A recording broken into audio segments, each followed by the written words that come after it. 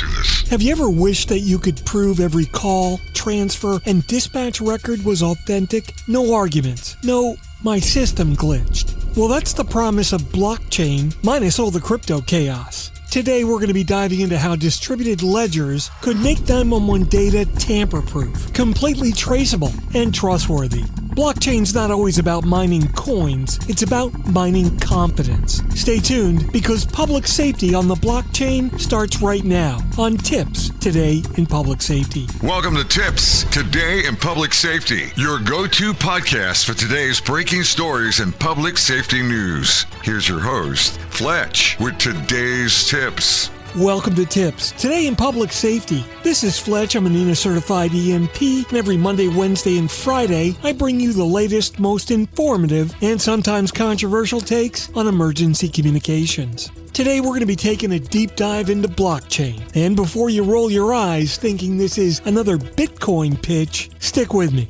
This isn't about buying crypto with your latest CAD budget. It's about building trust into every byte of 911 data. Blockchain, what it is. At its core, blockchain is nothing mystical. It's just a digital ledger. You know, a shared notebook that everyone writes in, but nobody can erase. Each block contains a set of records. Each record is timestamped and cryptographically sealed. Once a page is written, it's locked forever. Now picture every PSAP in the country keeping identical notebooks. If someone tries to rip out a page, everyone else's copy tattles immediately. That's what we call distributed trust. And it's the magic that makes blockchain work. Basically, it's the opposite of that one coworker who swears they didn't delete the CAD record, even though you saw them hit delete. Why we need it.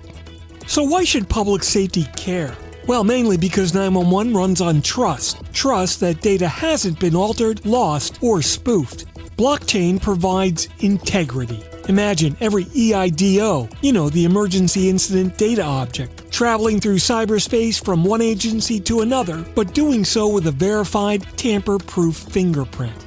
No matter who touches it, you know exactly what changed, when, and by whom. It's actually perfect for cross-jurisdictional handoffs. A structure fire that crosses county lines, an Amber Alert spanning 3 states, or a multi-agency response. Blockchain can log every data exchange automatically. And it's also a natural fit for audit trails. Instead of trusting a single vendor's log file, every participant owns a copy of the truth. Think of it as peer-reviewed call history, if you will. Remember the infamous data breach where the call data was infiltrated before anyone noticed? Well, a blockchain ledger would have sounded the alarm at the first mismatch. So how the hell does this work? Well, it is a little complex, but here's the simple version. Every time something happens, a call is initiated, an EDIO is updated, or a CAD note changed, a short cryptographic fingerprint called a hash is created. That hash is appended to the chain and replicated across all participating nodes. Your PSAP, the partner PSAP, EMS, law enforcement, whoever's in the loop. With no central owner, there's no single point of failure. That's what a distributed ledger really means. In NG911, this would run as a private or permissioned blockchain, not the Wild West of crypto. Think of a .gov ledger and not a meme coin chaos. Every node is a vetted public safety participant. So when you think about it, it's basically a gossip network where everyone double-checks the story before passing it along.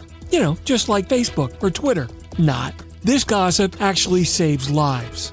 But what could go wrong? Of course, no silver bullets here. The first is scalability. Logging every transaction nationwide creates a lot of data. We'll need smart pruning and archiving. Next is governance. Who owns the keys? Federal, state, a consortium?